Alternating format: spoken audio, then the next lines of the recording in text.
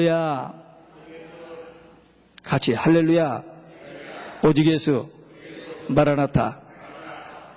예. 오늘 또 하나님의 집에 나와 예배하는 여러분들에게 우리 아버지 하나님의 은혜와 평강이 넘치길 주 예수 그리스도의 이름으로 축원합니다. 예수님의 재림은 인류의 최대 소망입니다. 그런데 오늘 본문은 그 예수님의 재림하시는 모습을 증거하는 복스럽고 소망스러운 말씀입니다. 복음서에 보면 예수님께서 이 땅에 오셔서 천국 복음을 전하시고 많은 환자들을 고치시고 좋은 일만 하셨습니다. 그런데도 불구하고 예수님이 막 나시자마자부터 죽이려고 했어요. 예수님이 막 복음 사역을 막 시작해서 갈릴리 나사렛에서 복음을 전하는데 동네 사람들이 와서 예수님을 끌고 낭떠러지를 끌고 와서 떨어뜨려 죽이려고 했어요. 그리고 예수님이 말씀 증거하는 사역의 현장마다 이 바리새인 서기관들이 항상 와가지고 시비하고 논쟁을 하고 어려운 질문에서 넘어지게 하고 나중에는 헤롯 왕과 의논해서 죽이려고 마침내 십자가에 못 박혀 죽으셨습니다. 그래서 계속 예수님의 삶 전체는 긴장 속에 있다가 마침내 십자가에 죽으셨어요. 그런데 계시록에 보면은 예수님께서 교회와 성도들을 대적하는 마귀의 권세, 사탄, 적그리스도를 멸하시러 재림하시는 전능하신 만왕의 왕으로 기록되어 있습니다. 그 예수님이 우리를 데리러 오시는 신랑 예수입니다. 그러므로 예수 그리스도의 재림은 우리의 최대의 소망입니다. 오늘 본문 말씀을 통해서 재림, 우리를 데리러 오시는 재림하시는 예수님의 모습에 대해서 함께 묵상하겠습니다. 첫째, 구름 타고 오십니다. 1절에 보니까 내가 또 보니 힘센 다른 천사가 구름을 입고 하늘에서 내려오는데, 여기 힘센 천사라고 하지 예수님이라고 하지 않았어요. 그런데 이 힘센 천사가 누구냐? 예수님이십니다. 예수님을 나타내는 상징적인 용어입니다. 성경에 보면 예수님을 상징하는 표현하는 말이 264개가 있는데 거기 보면 여러 가지 다양해요. 친구, 주인, 천사, 왕, 목자, 문, 어린 양, 제사장, 인자, 돌, 심지어 돌. 마태복음 16장에 보면 반석, 돌. 예수님은 그렇게 표현까지 했어요. 이렇게 다양하게 표현되어 있어요. 예수님의 초림은 종으로 오셨습니다. 재림은 왕으로 오십니다. 예수님의 초림은 고난의 모습, 그러나 재림은 영광의 모습. 예수님의 초림은 죽으러 오셨습니다. 그러나 재림은 통치하러 오십니다. 예수님 초림은 베들레헴 초원에 아무도 모르게 그냥 태어나셨어요. 그러나 주님이 다시 오실 때는 구름 타고 오실 때 온 세상 사람 다 보는 가운데에 임하십니다. 9장까지 이제 6번째 나팔 재앙까지 우리가 지난 2주간에 끝났습니다. 이 10장에 들어오자마자 심판하실 만왕의 왕 되신 예수님의 모습을 보여주시면서 이 예수님을 붙들지 않으면 안 된다는 그런 말씀을 우리에게 주십니다. 천사들이 구약시대에 보면은, 구약에서 보면은 하나님을 대적하는, 하나님이 징계하실 때 그들을 통해서 무섭게 때려 부수는 일을 했습니다. 그런데 예수님께서 대환란 때 이제 적그리스도 세력을 때려 부수는 분으로 오십니다. 그러니까 우리 앞에 분명히 환란이 있어요. 3가지 재앙 환란이 있습니다. 그러나 그 환란 후에 주님이 우리를 데리러 오신다는 이 복스러운 소망, 이 소망 때문에 우리는 두려워하지 않고, 또 이 말씀을 자세히 보면은 그런 무슨 환란이 있지만 그 환란의 그 결정적인 순간에 우리를 독수리의 날개로 이렇게 안아서 옮기다가 보호하시고 양육하시고 어린 양 신부로 단장시키시는 모습이 계시록에 나옵니다. 2-3번 나와요. 그렇기 때문에 우리는 성경에 예언된 이 정말 대환란에 대해서 두려워할 필요가 없습니다. 다시 오시는 주님, 확실한 희망, 소망 가지고 그 주님만 바라보면 됩니다. 여기 예수님이 재림하신 모습이 한 9가지가 나옵니다. 구름을 타고 오시는 모습. 구름을 타고 오시는 예수님은 곧 하나님의 모습을 말합니다. 구약에서는 하나님이 나타나실 때, 하나님이 말씀하실 때에, 하나님이 어떤 징계를 하실 때 반드시 이 구름으로 이렇게 나타납니다. 구름 현상으로. 그러니까 사람들이 하나님은 안 보이지만 구름이 하나님이 우리에게 말씀하러 오시는구나, 어떤 사자에게 하나님께서 말씀을 주시는구나 하는 것을 알 수 있습니다. 신약에서 예수님께서 구름 타고 올라가실 때 천사들이 올라가신 이대로 구름을 타고 다시 오시리라고 사도행전 1장 예언되어 있습니다. 여기 예수님이 머리 모습이 나오는데 무지개 모습입니다. 무지개는 뭡니까? 언약을 기억하게 하는 겁니다. 노아 홍수 이후에 다시는 물로 심판하지 않는다면서 그 약속으로, 언약으로 무지개를 보여주셨습니다. 그렇기 때문에 예수님이 이제 재림하시는 예수님은 이 무지개, 언약을 성취하시는 예수님의 모습입니다. 아까 우리 어린아이들에게도 얘기했습니다만은 우리가 사람들이 이렇게 약속은 그 약속을 상황과 조건에 따라서 바뀔 수도 있고 파기할 수도 있습니다. 그러나 이 언약은 하나님께서 일방적으로 은혜로 주신 언약이기 때문에 절대로 파괴되지 않냐고 반드시 그대로 성취됩니다. 왜? 하나님의 약속이기 때문에. 예수님의 얼굴의 모습이 해 같다 그랬습니다. 예수님의 영광입니다. 재림하실 때 예수님이 영광 중에 오십니다. 영광 중에. 모세가 시내산에서 40일 동안 금식하고 십계명을 받아가지고 내려오는데 얼굴이 해같이 광채가 났다고 그랬어요. 마태복음 17장에 보면 예수님 변화산에서 기도하다가 얼굴 모습이 바뀌어졌습니다. 주님이 재림하실 때 그 영광스러운 찬란한 햇빛처럼 그런 영광이 오실 것을 말씀하고 있어요. 발 모습은 불기둥 같다. 이 심판성을 말합니다. 이제 종말의 적그리스도와 마귀 사탄의 세력을 예수님이 짓밟으시면서 심판하실 것에 대한 예언의 말씀입니다. 또 손에 펴놓은 작은 책을 가지고 계셔요. 이 작은 책이 뭐냐? 계시록입니다. 왜 계시록이 작은 책입니까? 22장이나 되는데 한 장짜리도 몇 개나 있는데, 그게 아니고 이 계시록이 무시당할 것을 벌써 아시고 작은 책이라는 표현을 썼습니다. 364년도에 라오디게아의 종교총회에서 계시록을 성경에서 빼버렸어요. 왜? 계시록 3장에 보면 라오디게아 교회는 칭찬이 하나도 없고 칭망만 있거든요. 그러니까 기분 나쁘다고 빼버리자고 빼버렸어요. 사람들이 의논해가지고. 그냥 나중에 다시 들어갔습니다. 이 마지막 때도 이 계시록이 무시당할 것을 아시고 작은 책이라고 했어요. 지금 이 계시록 얼마나 무시당한지 모릅니다. 손대지 말라. 큰일 난다. 위험하다. 덮어두라. 제가 동료 목사님에게 목회자 수양회 가가지고 점심시간에 식탁에 앉아서 이 얘기하다가 무슨 계시록 얘기가 잠깐 나왔는데 정 목사 덮어두어 그러더라고요. 저보다 선배인데 두 분이. 덮어둘 책입니까? 오늘 자세히 보세요. 지금 계시록 5장에 보면은 하나님 보좌 앉아 계신 하나님의 오른손에 이 인봉한 책이 있었습니다. 그 책을 7절에 보면 예수님이 취하십니다. 그래서 인을 뗍니다. 그 계시록의 인봉한 책을 인을 떼요. 그래서 이제 여러 가지 재앙들이 나타나거든요. 그런데 지금 여기 이 10장에서는 예수님이 손에 펴놓은 책 그렇잖아요. 누구 손에 있다고요? 예수님의 손에 있는 책인데 덮어둬야 해요? 아니잖아요. 계시록 1장 1절에 뭐라 했어요? 반드시 속히 들리를 그 종들에게 보이시려고 그 천사를 그 종 요한에게 보내어 지시하신 것이요. 요한은 하나님의 말씀과 예수 그리스도 곧 자기의 본 것을 다 증거했는데, 그래서 이 예언의 말씀을 읽고 듣고 지키는 자들이 복이 있다고 했는데 덮어둬요? 지금 예수님이 손에 펴 있고 벌써 인을 뗐기 때문에 열려있는 책이잖아요. 곧 마지막 될 일이 남아있는 이 책인데 덮어둘 책입니까? 곧 성취될 책입니다. 예수님 손에 열려있는 책이에요. 그 다음에 바다와 땅을 밟고 있습니다. 초림 때는 고난받으시고 십자가를 죽으셨습니다만 재림 때는 세상을 심판하고 정복하시는 심판주 만왕의 왕으로 오십니다. 만왕의 왕, 만주의 주 만왕의 왕. 힘센 천사의 부르짖음 같다 그랬어요. 사자의 부름같이. 그리고 우렁차고 권세계 능력있게 천사장의 나팔소리와 더불어 함께 오신다라고 하셨습니다. 예수님도 말씀하셨고 데살로니가 전서 4장에서도 바울도 말했습니다. 지금 우리 예수 믿는 사람들을 세상 사람들이 볼 때는 꾀죄죄하고 별 볼 일 없어 보입니다. 좀 못난 이들 같아요.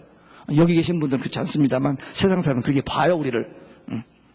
그렇게 보거나 말거나. 그런데 주님이 재림하실 때에 그 사람들이 우리를 보고 껄껄할 겁니다. 나도 믿을 걸. 나도 교회 다닐 걸. 그럴 때가 옵니다. 지금은 우리가 좀 바보스러워 보이고 그들이 볼 때는 참 못나 보이고 그러나 그때가 옵니다.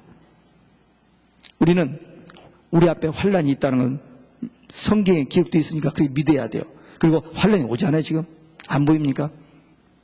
기근, 지진 이런 것들, 오존층의 파괴, 지구의 온난화, 아무리 유엔에서 모여서 의논해도 안 됩니다. 이미 도를 오버했어요. 이제 올 것이 옵니다. 다 올 것이 와요. 그렇기 때문에 우리 앞에 무서운 환란이 옵니다. 지난번에 말씀드린 것처럼 유브라데 전쟁, 3차 핵전쟁이 곧 일어나요. 지금 5개 나라만 핵을 가졌다고 했는데 아니라 지금 20개국이 핵을 다 가졌잖아요. 이제 다 증거했죠, 지난번에.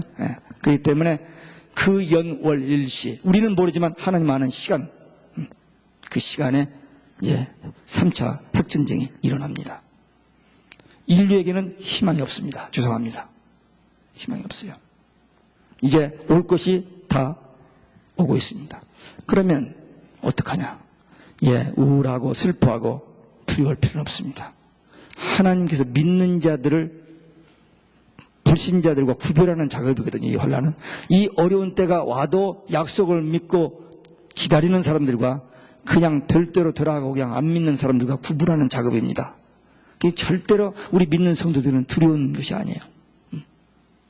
분명히 예수님께서 복음의 씨를, 천국 복음의 씨를 뿌렸는데 마귀 와서 가라지를 뿌려버렸잖아요.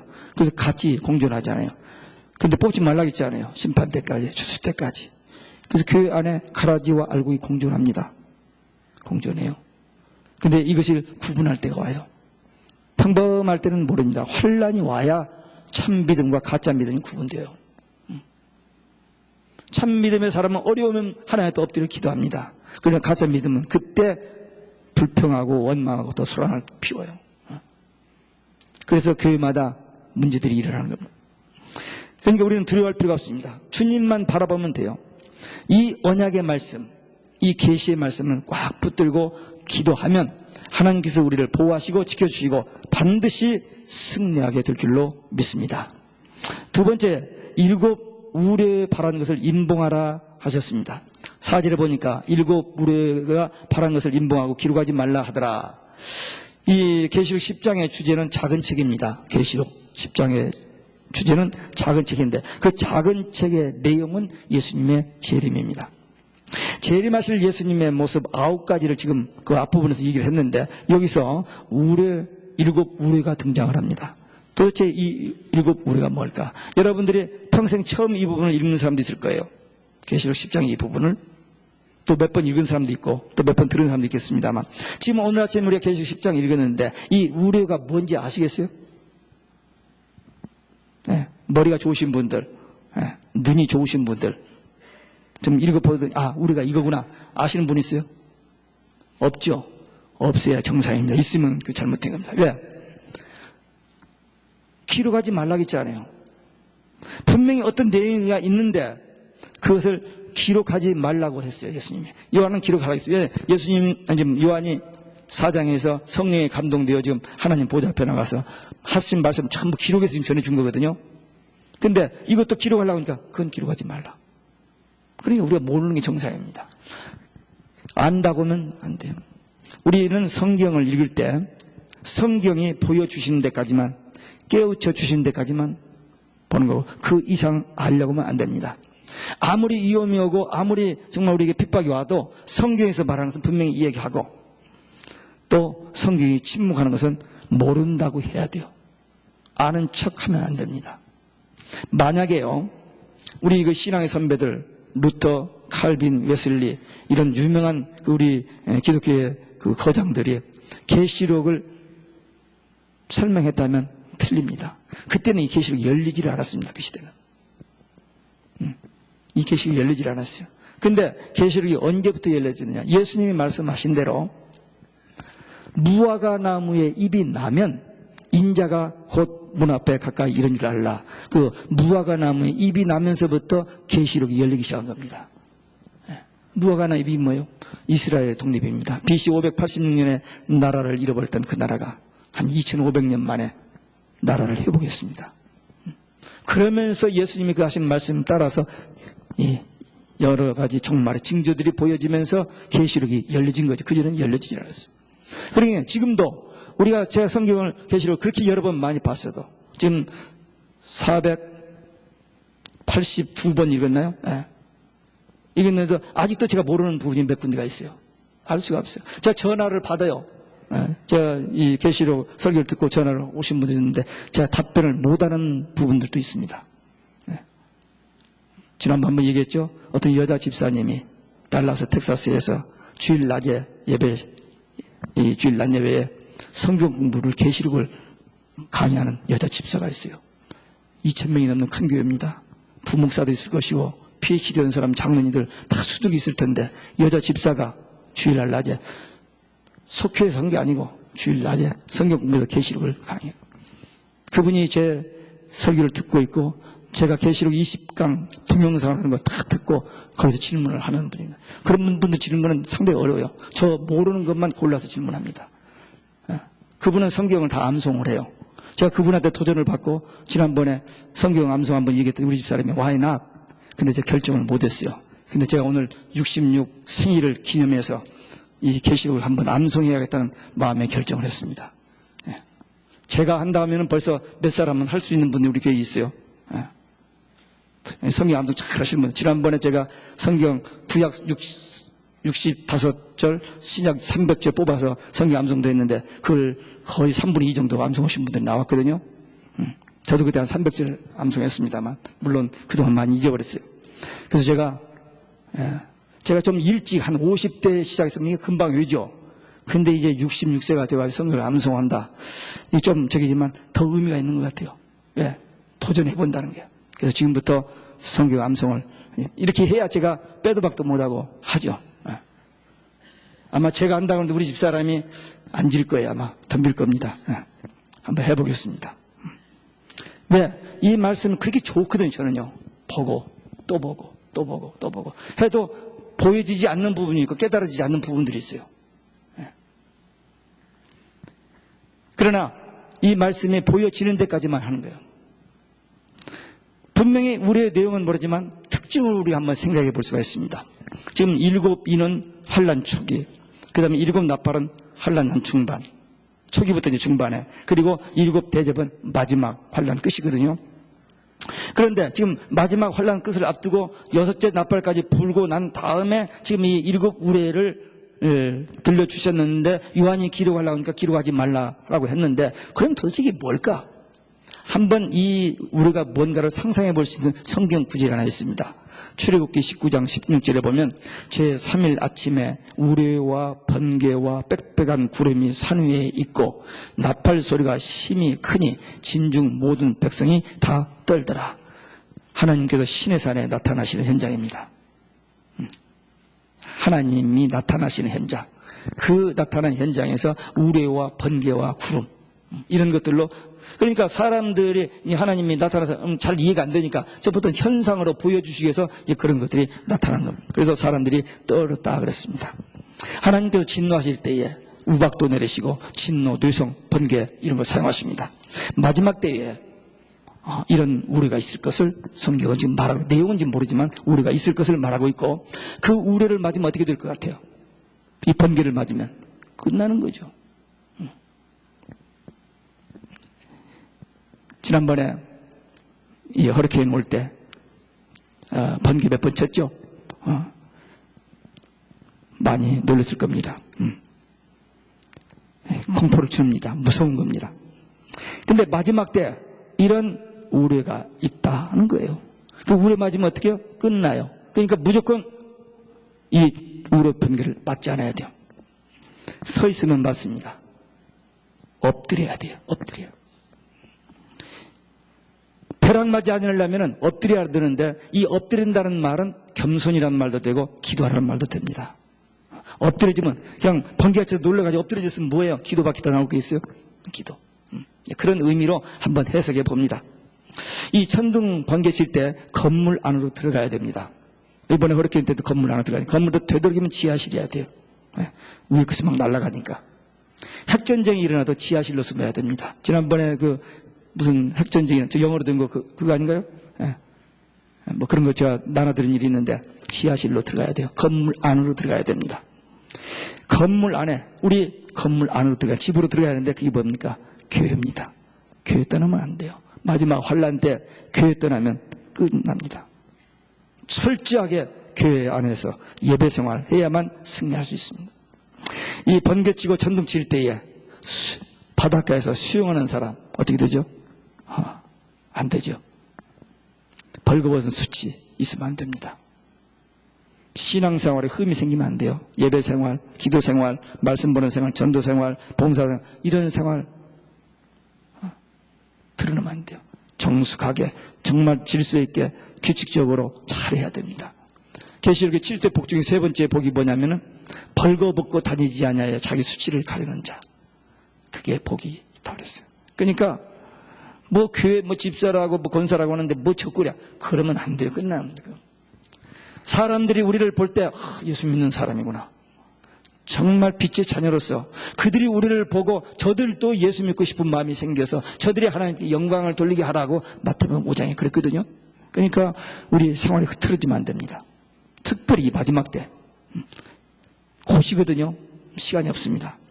그러니까 철저하게 오직 예수 신앙으로 살아야 돼요.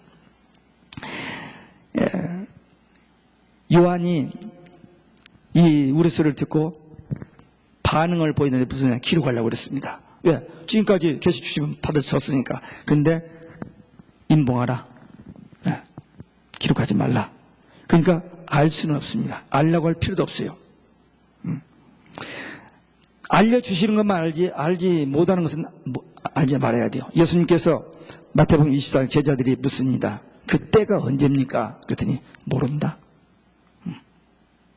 사도행전 1장 7절에서 다시 묻습니다. 부활하시는 후에 다시 언제? 그건 아버지의 권한에 두셔 너희 알 바가 아니라고 묵살시켜버렸습니다. 모르는 일이에요. 알 수 없습니다. 이 우리도 마찬가지예요. 알 수 없는 것은 모르는 대로 있으면 돼요. 모르는 것을 알려고 할 필요가 없죠. 그때는 알 필요가 없어요. 그런데 징조, 현상을 보면서 아하 이렇게 되어 가는구나. 그건 알라고 예수님께서 많이 징조에 대해서 얘기해 주셨습니다. 계시록의 결론 중에 결론 22장 마지막 20절 21절 그 바로 앞에 18절 19절에 무슨 말을 기록했느냐면 이 말씀에다가 보태기 빼게 하는 자는 하나님께서 벌하신다고 그랬어요. 이단들은 많이 보탭니다. 자유주의 신학자들은 많이 자기 마음대로 빼버립니다. 이 성경 손대면 안 돼요. 창세기 3장에서 하와가 하나님의 말씀에 대해서 마귀의 질문을 받고 뱀을 통해서 질문을 받고 보태기 빼기를 하잖아요. 변개시키잖아요. 그러니까 마귀가 넘어가죠. 그러니까 하나님 말씀 변개시키면 실패합니다. 철저하게 말씀 그대로 그냥 믿어야 돼요. 대환란 때 이제 공개될 겁니다. 우리의 내용은. 우리 분명한 거 하나 있습니다. 분명한 거. 예수 믿고 구원 받으면 천국 갑니다. 첫째 부활에 참여하고 예수 믿지 못하고 복음 거절하면 멸망받고 둘째 사망 지옥에 갑니다. 우리는 첫째 부활에 들어갈 자 그러지 못하는 사람은 둘째 사망. 복음의 양면성이 그거였잖아요. 복음 참 좋은 거예요. 그 믿는 자에게는 축복이지만 믿지 않는 자에게는 무서운 심판이잖아요. 재림신앙도 마찬가지입니다. 믿는 자에게는 더 말할 수 없는 복된 소망이지만 믿지 않는 자에게는 짜증나고 싫고 듣기 싫어. 그 복음의 양면성. 재림신앙의 양면성입니다. 우리는 하나님의 은혜로 복음을 들었습니다. 성령의 감동으로 복음을 깨달았습니다. 예수를 믿었습니다. 구원 받았습니다. 성령님이 우리 안에 계십니다. 마음의 전국이 이루어졌습니다. 우리 천년왕국의 첫째 부활에 참여할 자들입니다. 그러면 이 남은 기간이 어떻게 하느냐? 끝까지 나중까지 변질되지 않아요. 너무나 많은 배도 현상이 일어나니까 변질되지 않아요. 오직 예수야 하는데 오직 예수가 아니다라고 지금 세상 사람 다 얘기하고 있잖아요. 모든 종교가 하나로 묶어져 가지고 한 신을 믿는다는 거예요. 그래서 그 일에 앞장서는 목사들이 얼마나 많은지 모릅니다. 신문에 대문짝같이 막 나오고 그래요. 참 불쌍한 사람들입니다. 평생 예수 믿고 주의를 한다고 했는데 그 일에 앞장서는 사람들은 참 불쌍한 사람들이에요. 절대로 오직 예수입니다. 지금 모든 세계 종교가 하나로 묶어졌어요. 그래서 한 신을 믿는 예수 one of them. 하나의 길이지 예수님만이 절대가 아니라는 거예요. 이 싸움이 가장 무서운 싸움입니다. 이 싸움이. 근데 세상은 전부 그들이 지금 그렇게 종교다원주의로 혼합주의로 다 이렇게 하나로 묶어져 버렸는데 우리만은 죽어도 목에 칼을 대도 오직 예수 해야 돼요. 근데 지금 우리가 예배 드리고 오직 예수 해도 돼요. 근데 좀 있으면 이것이 우리에게 말로 닿을 수 있는 핍박으로 다가올 수도 있습니다. 그래도 하나님 우리 보호하실 것이고 그러하지 아니하실지라도 우리는 오직 예수 신앙 고백하고 천국 가야 돼요. 조금 편히 살려고 좀 저기 하려고 타협하면 끝입니다. 그래서 이런 말씀을 우리에게 주신 거예요. 자, 우리 마지막 때인 건 분명합니다. 얼마 남지 않았어요. 저는 그렇게 봐요. 모든 예언 징조들이 다 이루어지기 때문에 얼마 남지 않았어요. 그러니까 끝까지 나중까지 조금만 더 기다리면 돼요. 조금만 더. 조금만. 끝으로 예수님의 맹세입니다. 5절 6절에 보니까 하늘을 향하여 오른손을 들고 맹세하여 가라되 예수님이 맹세를 하셨다. 그냥 말씀하셔도 100% 신뢰할 수 있는 그리고 예수님 말씀 한마디 한마디 너무나도 중요하고 확실한 말씀인데 예수님께서 맹세까지 하셨다. 그게 굉장히 매우 강조하는 말씀입니다. 맹세의 방해 하늘입니다. 성자 하나님이 성부 하나님께 오른손을 들어서 맹세했어요. 이건 정말로 하는 그 맹세입니다. 여러분 그런 맹세 해보신 일 있어요? 결혼식 때 주례자 앞에서 대답 건성을 하셨죠. 그리고 못하는 지키는 사람들이 많이 있습니다만 지금 예수님이 맹세하는 누가 뭐래도 천지가 개벽돼도 이건 분명히 확실한 거 뭐 어떤 그런 표현입니다. 맹세. 그 맹세의 내용이 뭐냐? 도대체 무엇기에 예수님께서 성자 하나님께서 성부 하나님께 오른손을 들어서 맹세했느냐? 그게 뭐냐? 지체하지 않겠다는 것입니다. 뭘? 재림입니다. 재림. 지체하지 않겠다는 거예요. 여러 번 반복해서 말씀드렸습니다. 계시록 22장 마지막 장에 예수님이 똑같은 말을 3번 반복하셨어요. 속히 오리라, 속히 오리라, 속히 오리라. 그게 예수님의 마지막 말씀입니다. 성경의 결론입니다. 예수님의 재림이에요. 근데 그 예수님의 재림이 속히 했는데 여기 지체하지 않겠다는 거예요. 지체하지 않겠다. 그 말을 하시는데 막 이렇게 예수님이 맹세를 하면서 말씀하셨어요. 그만큼 중요한 말씀입니다. 계시록에 보면 예수님의 재림하는 모습이 7번 나와요. 예수님의 재림이 언제인지는 몰라요. 그러나 시간적으로는 알 수 없습니다만은 징조를 보아서 상황적으로는 우리가 임박했다는 것을 알 수 있습니다. 우리 생각으로 한 게 아니고 성경에 하신 말씀대로 성경에 예언된 말씀들이 있는데 아까 말씀드렸던 대로 무화과 나무의 잎 그건 여름이 오고 추수 때가 됐다는 말인데 그때는 인자가 가까이 온다고 했는데 그것이 이스라엘의 독립입니다. 또 하나는 이후의 등장입니다. 이후의 등장 동로마 서로마가 망하고 그 뒤에 이렇게 여러 나라를 거친 다음에 다시 이 나라가 회복된다고 성경이 예언되는데 지금 이유가 회복됐잖아. 이 이유가 회복되면서 이제 그 배도 음료의 배도와 적그리스도에 등장할 수 있는 모든 환경이 거의 다 이루어지고 있습니다. 지금 배도는 엄청나게 우리 눈앞에 현저하게 드러나고 있고요. 그 다음에 이 종교다원주의에서 그 다음에 이제 적그리스도가 등장할 수 있는 환경 조성도 다 됐습니다. EU에서 대통령까지 뽑았습니다. 근데 지금 아무 힘이 없어요. 그래서 그 힘을 그 파워를 썸바디가 테이크합니다. 중세 때 했잖아요. 중세 때 모든 세상 나라 황제를 다 임명하고 종교 그냥 자칭 하나님이라고 하면서 권세를 누렸던 그 교황이 바로 마지막 때 다시 그 권세를 획득할 때가 오는데 지금 그걸 향해서 질주하고 있습니다. 거의 다 됐어요. 거의 다. 2009년 8월 5일 인터넷에 모슬렘의 유력한 지도자가 유대인의 평양 대표 3사람을 터키에 불러다가 나놓고 싸우지 말자. 핵전쟁이 일어나니까. 이 전쟁 때문에, 핵전쟁 때문에 지금 이 구장은 일어난다 했는데 그걸 자기들이 안 해보겠다고 별 회의를 다 하고 합니다만 분명히 그건 일어날 것이고, 그걸 피하기 위해서 정치적으로, 경제적으로, 종교적으로 다 싸우지 말고 하나 되자는 그 운동을 벌이고 있습니다. 근데 1년이면 짓습니다. 성전을 짓고 자료까지 다 준비됐어요. 이게 언제 짓기 시작했는지 몰라요. 이 모든 예언들이 이루어질 결정적인 순간이 곧 오는데, 그 시기가 언제냐? 7째 천사가 소리를 내는 날, 7째 나팔을 불 때. 7째 나팔을 불 때. 언제 불지는 아직 몰라요. 근데 분명히 7째 나팔을 불 때, 6째 나팔까지 불었잖아요 지금. 마지막 7번째 나팔을 불 때가 곧 오는데 언젠지는 나도 모르고 아무도 몰라요. 모르는데 그때가 곧 오는데 그것을 지체하지 않겠다는 거예요. 계시록 14장에 보면은 딱 한 번 나는 단어가 있습니다. 영원한 복음이라는 단어가 나와요. 영원한 복음. 그 영원한 복음의 내용이 뭐냐면 하나님의 심판의 시간이 이르렀다, 그겁니다. 네. 그게 영원한 복음입니다. 지금 이런 거, 지금 오늘 이 본문 10장의 말씀이나 14장의 그 말씀이나 다 그런 내용들입니다. 지체하지 않는 곧이란, 곧 끝난다는 얘기입니다. 이 성취의 내용, 하나님의 비밀, 계시록의 비밀, 예수님의 재림입니다. 감춰졌던 건데, 비밀이었는데 이제는 이 비밀이 벗겨졌고 우리 눈앞에 그것들이 이루어져 가고 있는 시대에 살고 있습니다.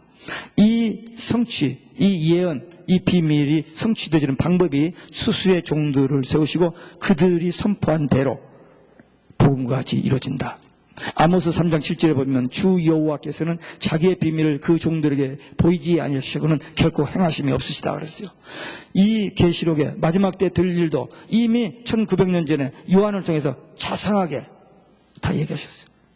예수님이 살아생전에 마태복음 24장에도 얘기하셨고, 그 예언대로, 언약한 대로 이루어진다. 변기할 수 없는, 틀림없이 되는 맹세하느니, 예수님 그렇게 말씀하셨어요.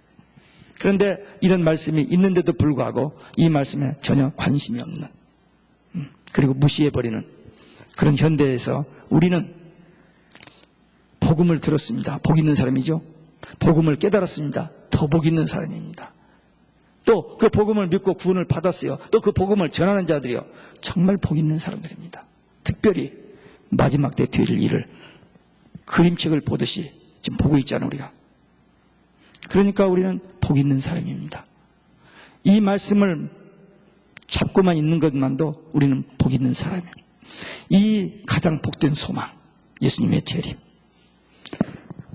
이 재림에 대해서 조금이라도 마음이 흔들리거나 의심이 있거나 하면 참 안 됩니다. 누가 뭐래도 우리가 가지고 있는 성경 말씀 제일 끝부분에, 결론 부분에 분명하게 확실하게 예수님께서 맹세까지 하시면서 하신 이 말씀, 예수님은 편언의 책을, 이 내용을 우리 아는 우리들은 절대로 흔들리지 말고 타협하지 말고 조금만 참고 기다리면 기쁨으로 주님을 맞이하게 되고 최후 승리를, 그리고 영광스러운 그 자리에 들어가게 될 줄로 믿습니다. 기도하겠습니다. 오늘 우리가 받은 말씀, 예수님이 재림하시는